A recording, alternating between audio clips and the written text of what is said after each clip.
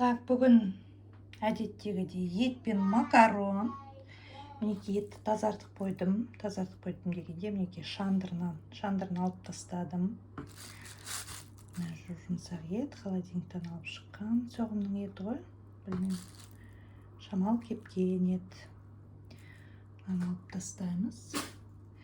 Мынау менде май, қараңыздаршы. Бұл қаздың майы. Жаңа жылда қаз пісіргенбіз духовкада. Сонда мариновать еткен мынау бұрыш, қаз гусь. Бұрыш, чесногына дейін тұр. Кәдімгі шикі қаздың майы, гусь. Соны неге қоспаймын деймін да тамаққа. Бұл жеңіл әрі пайдалы ғой, денсаулыққа пайдалы. Мінекей шамал турап қойдым, қазір көремін. Өйткені етте май жоқ, сондықтан мынау қаздың майын қосып жіберейін дедім. Мінекей май, қаздың майы.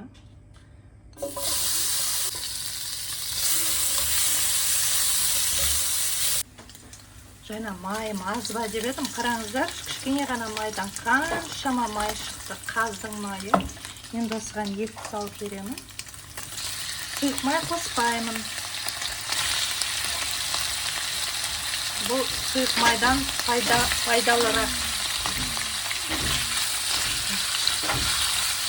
Ет шамал болса да қурса, сосын суға пісірсе, дәмдірек болады. Жай бірден суға пісіргеннен гөрі, шамалы болса да майға қарып алсаңыз, дәмді болады. Әрине үстіне су құямыз, пісіреміз. Мінекей қараңыздар, қуырылып жатыр. Әдемі еттің де шамалы сөлі шықты. Енді 3 минутта қуырдым. Енді осының үстіне жарты зла және кішкентай бір помидор тақтап қурап қосып жіберемін. Және мынадай томатная паста, маған осы три желанияның өнімдері ұнайды. Томатная пастаны қуырсаң дәмді болады. Қатар басты қосып жібереміз. Мысалы, еттің бір өзіндік дәмі болса, иісі, мысалы, қойдың еті. Томатный паста салып жесеңіз, әдемі болады. Етіміз тамаша тұрып жатыр. Енді тағы бір 5 минут бұға тұрсын. Тұз қоспаймын, өйткені ет тұздалған. Біз қазақ соғым сойғанда бірден тұздап тастаймыз ғой етті. Мен тек қана бұрыш қосамын. Шамалғанып, бұрыш салдым. Иісі келді. Көрейік не болып жатырған. Ой, әдемі бұқтырылып жатыр. Қараңыздар, осылай қалдыруға болады, осылай да пісіп қалады. Егер макаронды бөлек пісірсем суға, бірақ мен макаронды бірге пісірем, яғни үстіне салып жіберем. Алған су керек, яғни суды былай да құю керек. Ал біраз бұқтың айналайын енді сумен піс. Суда біраз пісе тұр. Неге 1 сағат, даже 1 сағаттан артық етіміз бұқтырылып жатыр. Даже суда азайып қараңыздар, сұғалы керемет.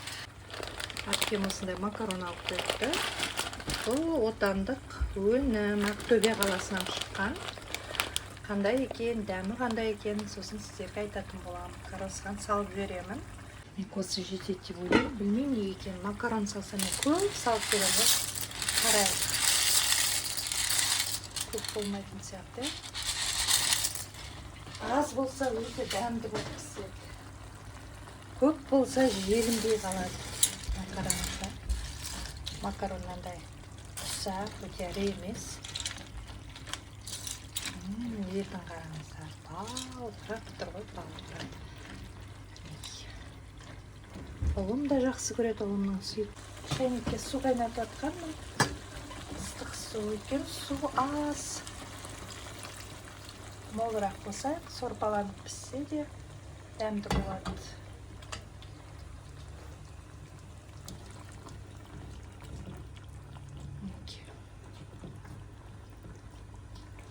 Жетеді деп ойлаймын, арас. сорпасына піседі. Суға пісіргеннен гөрі осылай пісірген жақсы көреміз. Еттің сорпасына піссе, мынау кепкен нан ғой, сорпаны өзіне сіңіріп алады. Сонда өте дәмді болады. 20 минут пісе тұрады. Баяу отқа қойдым, орташа отқа. Мінекей 15-20 минут өтті. Тамағымызды көрейік. Ойбай. Мына қараңыздар. Піскеніміз. Және жаба тұрам, 5 минут тұра тұрсын.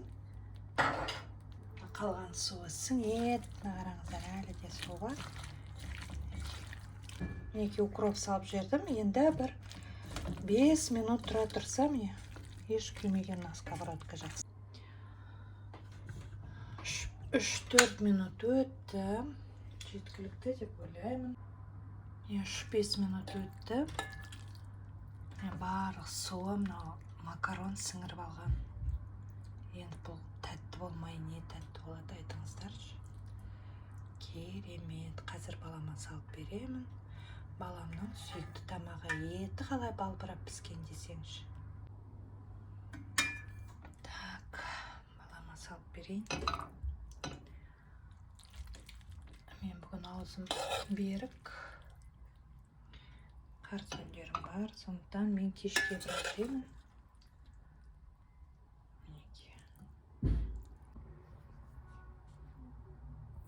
Етін қараңыздар. Бөлініп тұр ғой, балбырап піскен ғой, балбырап піскен. Міне осылай піскен етті біз жақсы көреміз.